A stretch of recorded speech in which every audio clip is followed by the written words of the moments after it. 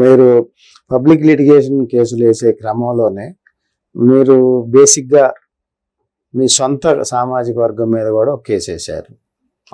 ఎందువల్ల వేయాలనుకున్నారు? అది నా సామాజిక వర్గం కాపు సామాజిక వర్గం. ముసుగులో గుద్దులట్లు ఏమీ లేవండి. నేను కాపు సామాజిక వర్గానికి సంబంధించిన వ్యక్తిని. అయితే నేను కొన్ని కాపు సామాజిక వర్గాలకు సంబంధించిన సంఘాలకి లీగల్ అడ్వైజర్ గా కూడా వ్యవహరించాను. ఓకే. రెండో పాయింట్. మూడోది ఏంటి అంటే కనుక ఈరోజు సమాజంలో ఏ వ్యక్తి అయినా కూడా తన సామాజిక వర్గం అభివృద్ధి చెందాలి, సామాజిక వర్గంలో ఉన్న వాళ్ళందరూ కూడా ఉన్నత స్థాయి ప్రమాణాలతోటి జీవితం అనేది సాధించాలి అని కోరుకుంటారు ఏ వ్యక్తి అయినా కూడా. సో నేను దానికి అతీతుడు కాదు, నేను కూడా అదే విధంగా కోరుకునే వ్యక్తి. అయితే ఇక్కడ ప్రధానమైన అంశం ఏంటి అని అంటే కనుక నేను అనుకున్న అంశంలో ఏ మాత్రం డీవియేషన్ వచ్చినా కూడా తన భేదం అని చూపించే వ్యక్తిని కాదు నేను. నా కుటుంబంలో సమస్య వచ్చినా కూడా నేను నా కుటుంబం నుంచి మొదలు పెడతాను. అందుగురించే నా కులంలో అన్యాయం, అక్రమం, అధర్మం రాజ్యమేలుతుంది అని తెలిసిన వెంటనే ఫస్ట్ యుద్ధం సొంత కులం మీదనే జరపడం జరిగింది. ఏ విధంగా అధర్మం వెళ్తుంది అనుకున్నారు మీరు? చిన్న అంశం అండి.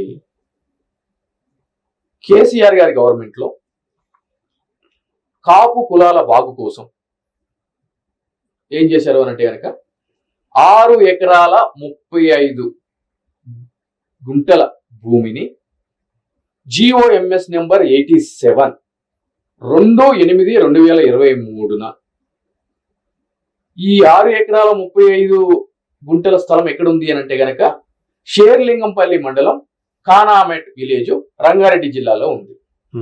మార్కెట్ ధర ప్రకారము ఈ 6 ఎకరాల 35 గుంటలు ఎంత వర్తుంటది అని అంటే గనక 700 కోట్ల రూపాయల విలువ ఈ స్థలం ఉంటది.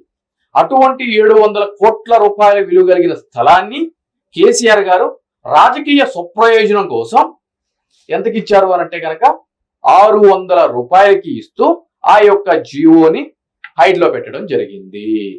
సో ఏదైనా సరే కుల సంఘాలకి భూమిని ఇవ్వాలి అని అంటే గనక దానికి ఎటువంటి ప్రొసీజర్ అవలంబించాలి అని చెప్పని క్లియర్గా గతంలో జీవోలు ఉన్నాయి, సుప్రీంకోర్టు జడ్జిమెంట్లు ఉన్నాయి. అదేవిధంగా గతంలో తెలంగాణ హైకోర్టు వారే వెలమకి, కమ్మకి ఇదే విధంగా ఇదే కానామెట్లో ఇదే 41/14 సర్వే నెంబర్లో ఇచ్చిన భూముల్ని కూడా రద్దు చేయడం జరిగింది. రద్దు చేశారు, స్టే ఇచ్చారు. స్టే చేశారు. అంటే ఎటువంటి కన్స్ట్రక్షన్ ఏమి చేయొద్దు అని చెప్పని అది అంతకు ముందు ఇచ్చిన తీర్పుకు లోబడే ఉంటది అని చెప్పి కూడా చెప్పారు.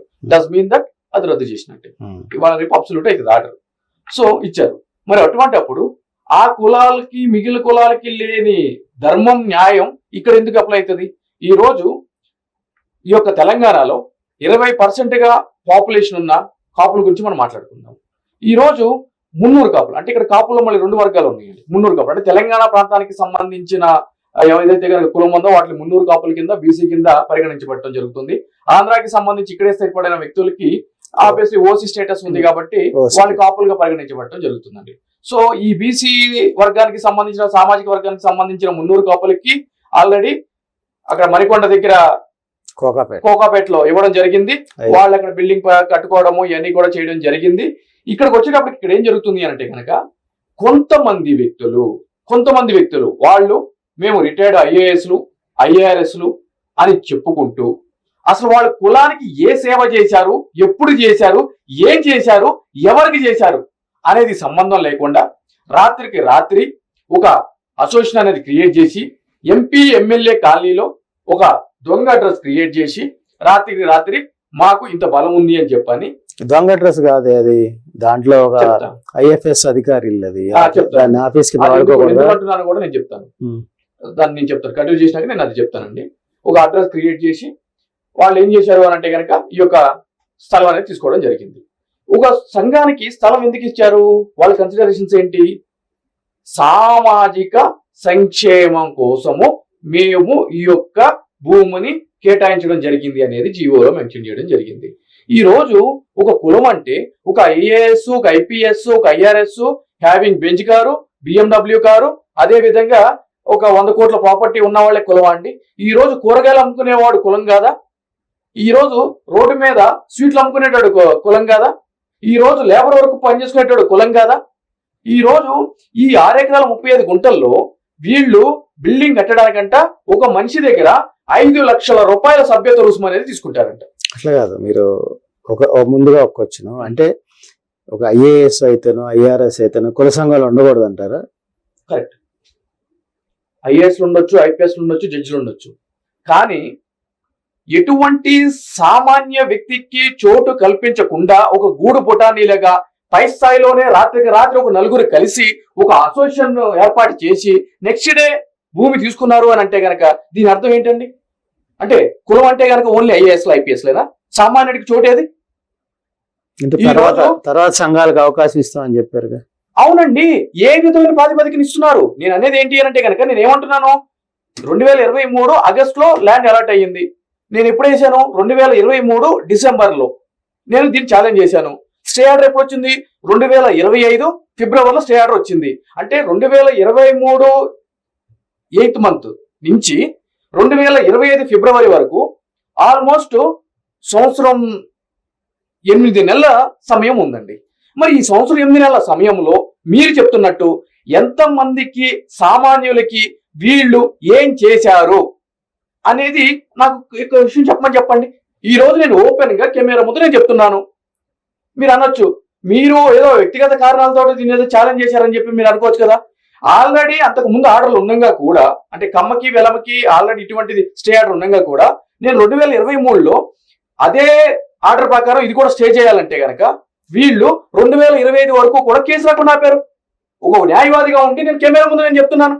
చేయలేదా మీరు ఆ విషయం? ఇప్పుడు ఈక్వాలిటీ బిఫోర్ ఆర్టికల్ 14లో ఒక సెటిల్ ప్రిన్సిపల్స్ ఉన్నప్పుడు సేమ్ ప్రాతిపదికన వేరే కులాలకు స్టే ఉన్నప్పుడు దీనికి ఎందుకు రాలేదు? సంవత్సరం 5 నెలలు ఎందుకు రాలేదు స్టే దీని మీద? మొన్న ఎందుకు వచ్చింది? 2023లో కేసు ఫైల్ చేస్తే 2025లో ఎందుకు వచ్చింది? ఏం నేర్పించారు మీ తెరగనికి రాజకీయం? అంటే మీ దాంట్లో రిటైర్డ్ జడ్జిలు, హైకోర్టు జడ్జిలుగా చేసిన వ్యక్తులు, అదేవిధంగా రిటైర్డ్ ఐఏఎస్లు ఐపీఎస్లు ఉంటే మీరు వ్యవస్థను మేనేజ్ చేస్తారా?